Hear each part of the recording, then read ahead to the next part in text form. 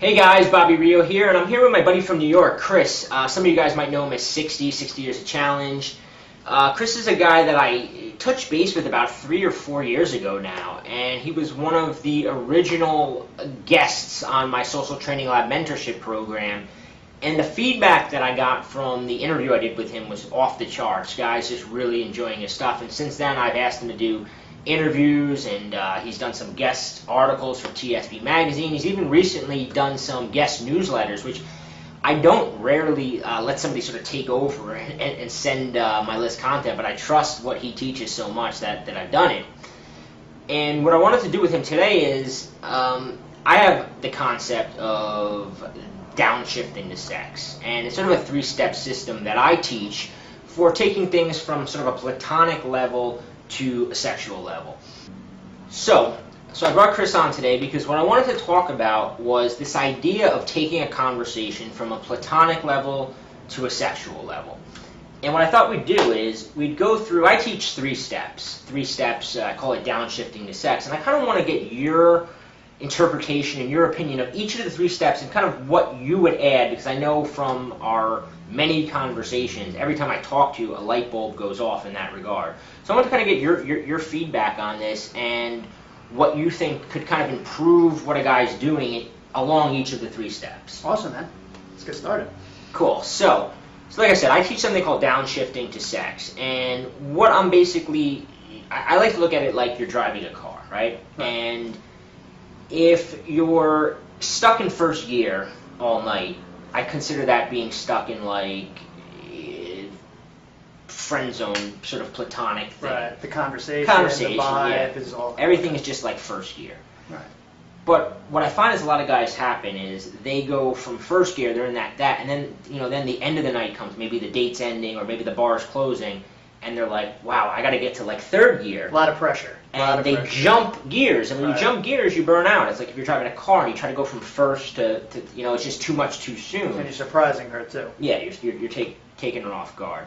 So what let's talk about today is a way to get from first gear to 3rd gear. And I know and I had people contact me like, Bobby, this your gear analogy is actually wrong because first gear is the slow.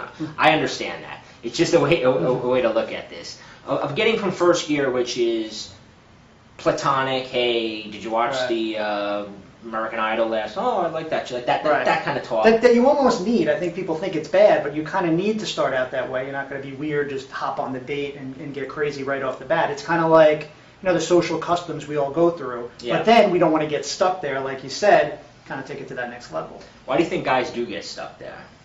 Well, like when you meet people, work, social circle, school, introduced, and it is the date, the getting to know you part, it almost has to happen. Yeah. You don't have to get sexual right off the bat. The thing is, it becomes comfortable and you're interacting in that way, and then you get kind of scared to change it up. Like, I don't know, maybe she'll think you're a pervert or you're creepy, because you were doing good because you're getting the positive feedback from being a social guy, a friendly guy, you're getting along, and then it's like, oh no, I have to change things. We don't like change, we want to be comfortable where we are, but if you want to take it to that next level, you have to kind of take that risk and make that change. Yeah. And so I teach a couple different ways to do that, and I call it sort of making the R-rated switch, because we can call this initial conversation, I call it like friend zone or PG conversation.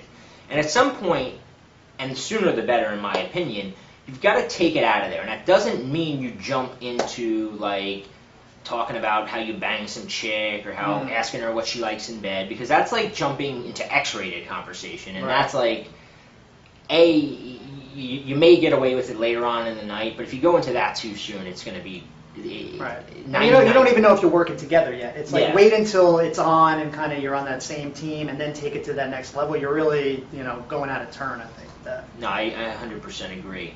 So what I like to do is make some sort of comment. Some sort of, it could be something that goes in the sexual realm of making an observation about somebody that another couple that you're there. I was out recently with my girlfriend, and there was an old guy with a really young Asian woman.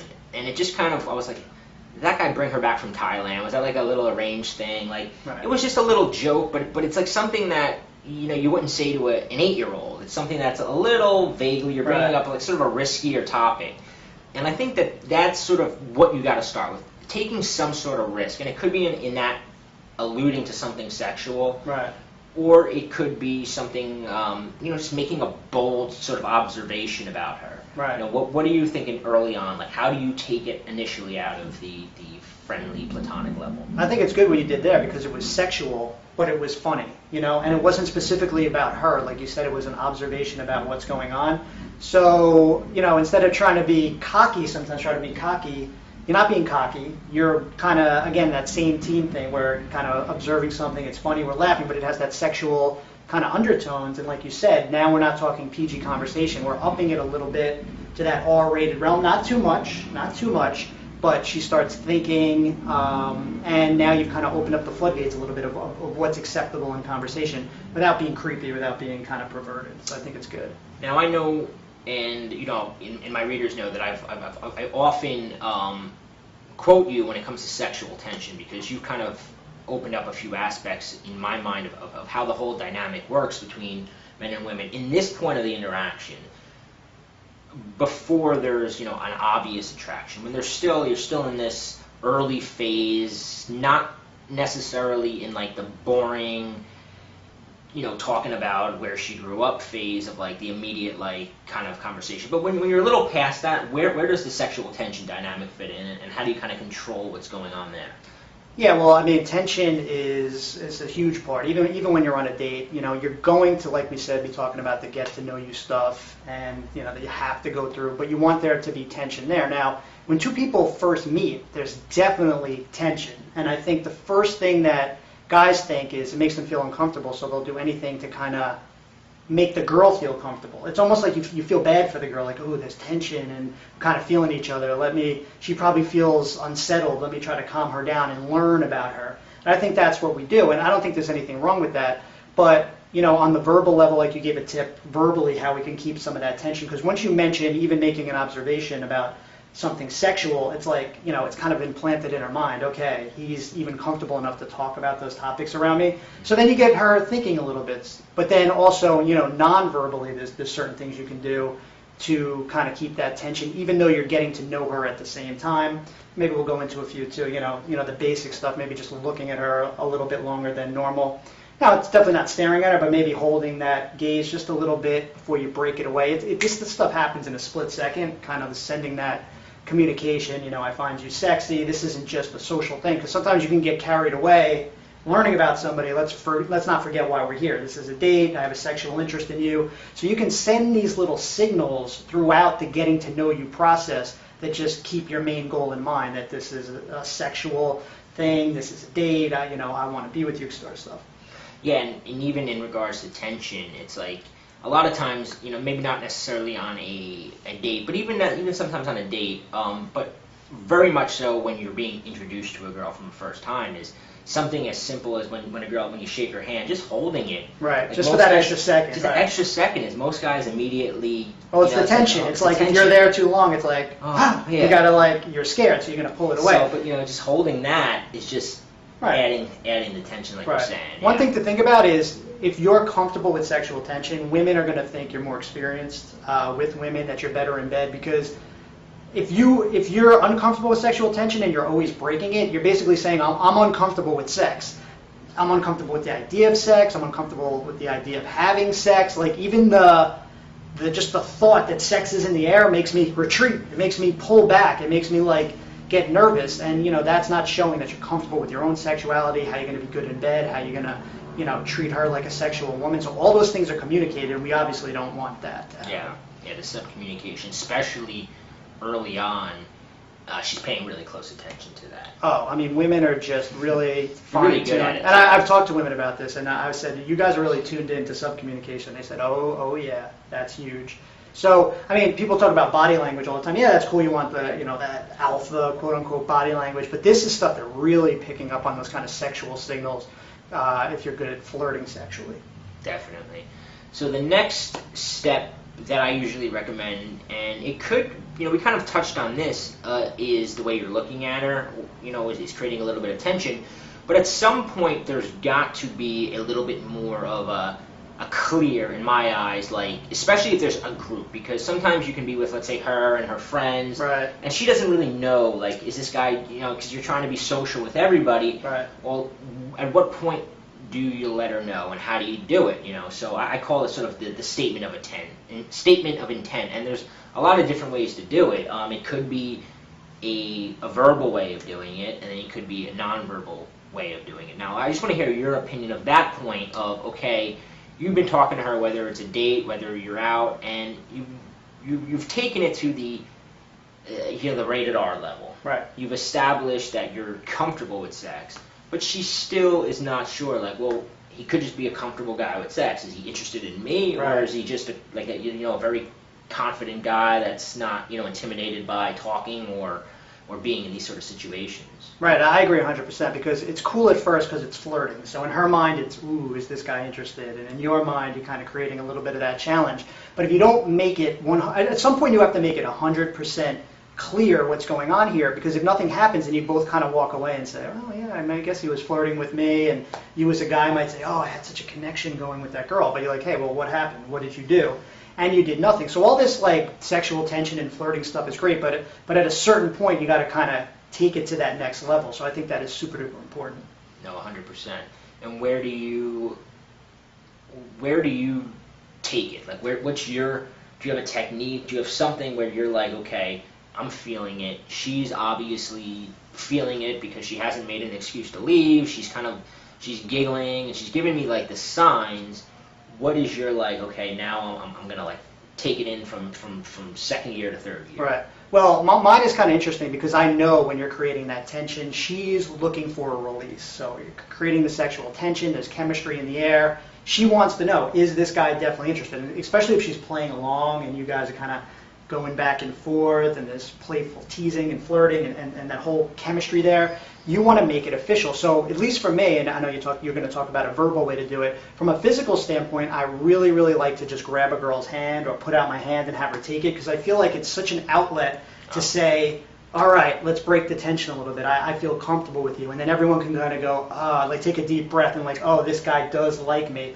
And I feel like girls just love that, especially if they are interested. They're going to take that opportunity. Now, a girl that doesn't like you is not going to take it. If a girl's feeling tension and she likes you, believe me, she's going to take your hand. She's going to want to hold hands, maybe caress hands. If she doesn't, it's such a great, I think you call it the chemistry test or something.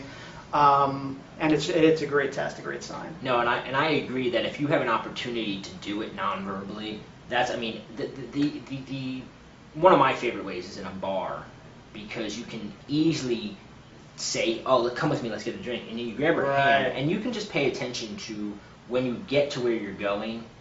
She may go along with it, or she may freak out. She may just immediately go, and you'll just know, like, okay, what's going on. But to me, that's like the ultimate, like we just established. Nothing needs to be said, and that is the ideal way. Right. But that's not always possible. It's not always like, sometimes if you're out on a date and you're sitting across from each other, or something where you can't actually just go, hey, come with me, and make it. Or you might be a little nervous. You might want to saying something verbally is easier for you, so start out with that. But I think they get the main point of what you're trying to do. Yeah. So verbally. This is like the point where I will throw a compliment out, and I'm not saying you never compliment girls, because maybe earlier on I'll tease them and do sort of flirty compliments, but at some point you'll say something along the lines of, what she's doing is turning you on, and that's the way I like to look at it. Like the smile she's doing is turning you on. Stop doing that; it's turning me on. And that's the key, because if you just say like, oh, you're really pretty, it's like it falls flat. It's like, what? Like, yeah, she knows now you're interested, but it's not a sexual. It's not moving it forward sexually, because it's, oh, oh, thank you. Right. But if it's like that freckle right there is driving me crazy, and you like point to it and touch it a little, something like that, you're bringing it more into that sexual zone. So verbally, those are the kind of compliments that she's wearing a perfume. Very easily can say that perfume is, I can't even think straight. It's just turning me on. Something along those lines. To me, the key is the reaction you're having on what she's doing, as opposed to her just being pretty and you just complimenting her on her. Yeah, I mean, that brings up so many points. I mean, women they get dressed up. They, like you said, they put on the perfume. They're doing all these things to try to look good, to try to turn you on. now you're noticing that, and you're not just doing the standard "you're pretty." It's like, yeah, it's a little more risky to try to take it to that level. Oh, you're turning me on. But those are really the compliments that they love to hear. They love to have that kind of effect on guys. And I think the best part about a technique like that is it's almost like blamed on her, like she's doing it. She's the one who got dressed up, that smells nice, and having this effect on you. It's not you hitting on her. It's almost like, hey, you did all this to try to get my attention, to try to seduce me. That's kind of the frame around that. So I think that's a really great technique. So finally, the third step that and there's ways of looking at it, and of course that, you can go back, you can go forward. It's not a linear line. But at the third step, I like to say you have to escalate things. And this could also be verbally or physically. Now, sometimes you can't. Sometimes physical, touching, yes, but sometimes it's like you're in a restaurant and you're having dinner with her, or you're out at a bar and your friends aren't going to be leaving, and you're just too old. You're not, in college, maybe it was like you push her against the wall and make out with her. Right. There's a limit to what you could do. But it's just say it's just not the appropriate place in the bar. So to keep it going, right? There's different ways to do it. Some of the ways that I recommend doing it are sort of turning it into maybe a role play, using something along the lines of, just accusing her of kind of taking that step forward. Maybe earlier you said, oh, your perfume's turning you on. Now you start accusing her of doing things like, oh, you're doing this, or you're totally trying to get my pants tonight, aren't you? Like you're being more open because you're keeping it alive, because like it could be 2 hours before I may not even be able to do anything tonight. Right. I have to establish as much as I can now. Right. So what is your take on that, on this element of escalating the flirtation? Yeah, I think at this point the key thing is that I talk a lot about being on the same team. So at this point, we've flirted a little bit, and in each other's minds, you were wondering, does he like me, does he not? Now we've taken it to the step where it's kind of mutual. It's like whether physical or verbally, we've let her know. Now we're working together. And I think at this point you can be a little bit more sexual, because you've also shown her that you have a real interest in her, not just the sex. It's like you kind of have that couple kind of feeling, maybe you're holding, caressing hands. But you do have this time to try to kill, because you're not going home right away. So I think in this situation, maybe less is more, kind of every once in a while. Kind of, you don't want to be using these comments all night. Oh, yeah. But, just a sexual comment here, or just a look, kind of mix it up. It doesn't have to be all verbal comments. It can just be kind of, I like to say this. Before you make attraction official, like you've grabbed her hand, you can only look at her for a certain amount of time. Like we said, just for like that split second to let her know, because she doesn't know you officially like her yet. So if you do it too long, like a stare, it's going to be a little bit creepy. Does this guy like me? So now the great part is we're getting along, we're on the same team. You could kind of move everything out a little bit. You can look a little longer. It's not going to be creepy if you're holding hands, kind of gazing into each other's eyes, because you're holding hands, you're working together, you're kind of a couple now tonight. So you can go longer, like without talking. Like at first it's like a silence is good, a pause creates a lot of sexual tension. But now that we're working together, maybe holding hands, we can have a longer pause with nobody talking. It's not going to be weird. Where at the beginning, you might say, all right, this guy's not talking, what's going on? You can kind of relax, it's comfortable, you can have the pauses, you can look at each other longer, and you can be a little more sexual in your comments. That's true. It's just talking, like we said, talking is good in a way, because you've got to fill airspace, and if you don't kind of keep it in the occasional, not going overboard, like you said, right. If you then it just kind of kills it. But if you throw the occasional stuff in, because a lot of times if you sit there and you start talking, you wind up getting too much rapport on a topic unrelated to the two of you. Like right. You may get into talking about finding out that she was in Europe last year and you were there too, and now all of a sudden the conversation, connect on that, yeah. and now all of a sudden the whole night becomes sharing stories, and right. Now she's like remembering how good of a time she had with that Italian dude that she was banging, and now you're like not even really the focus anymore. Right. So that's why you kind of always want to throw out verbally stuff that brings it back to the dynamic between the two of you. Right. But more importantly is the stuff that you're saying is the slowing it down. Taking a step back and going, you know what, I don't have to fill every sentence anymore. I don't have right. to feel that need to jump in when there's silences. I can look at her longer. I can let everything just sort of hang a little bit longer, because that's sort of what creates the sexual vibe, is that comfort of, right. of being there. Well, that's the key word, comfort. I mean, now what is the next level once you've kind of created attraction and once you've kind of escalated a little bit? What's the difference between sex and no sex usually? Feeling comfortable with that person, comfortable enough to go home. So obviously there's a verbal aspect to that, but being able to sit in silence with somebody is a sign that you're comfortable with them. Like, you're my friend, like, I'm not going to feel like I got to talk to you every second. I can, relax, just hang out. We don't always have to be talking. We can just kind of do whatever. And I'm sure you notice it with your friends. You don't talk to your friends the whole time they're there. You just kind of sit back, relax, and do something. So you want to mix those two things up. Cool. I think we gave quite a bit to digest right now. If this is like an area that is holding you back, and I know for me personally I remember in college I was like the guy who for a solid year was the guy like having the great conversation with the girl, even getting a little sexual, but then the next day, having to tell my friends, I had to come up with some excuse. Oh yeah, I was just too drunk, because I couldn't take it from the vibe to closing the deal. Right. And that was something that I particularly struggled with. And if that's something that you struggle with, and like being social is great, being able to flirt is great, but if you're meeting girls out and you're not closing the deal, and I'm not saying you have to take home every girl you talk to. I'm not trying to say that that's the secret to life is to be able to do that. What I'm saying is that ultimately you want to be able to do that, or else it doesn't really matter, because if you meet a girl you really like and you don't close the deal, she's going to go home and go, maybe that guy was gay, or maybe he was just too shy to make a move, or she's going to have some negative thought. We know that. Yeah, they really blame us for that. It's almost like our fault that it didn't go to a sexual level. So I think it's like if you're good at social flirting, which is definitely an important thing to get good at, then the beginning of your interactions are going to be good. Maybe in that getting to know you phase on a date, you're going to be a little more interesting. Maybe you're going to be a little funny. You're going to have all that going for you. So up front, you're going to be good. It's just adding that other layer, that kind of sexual flirtation now that you talk a lot about in your course, taking things to that next level. It's not one or the other, kind of adding it on top of what you're already good at. It's really going to help your interactions.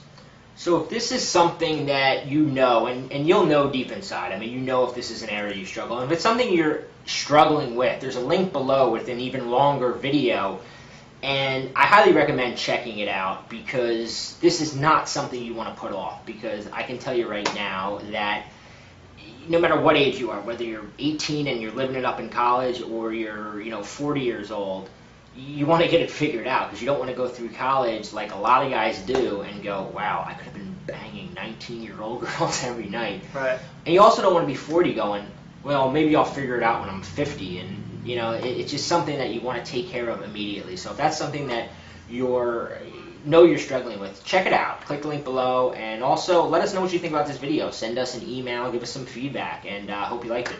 Take care, guys.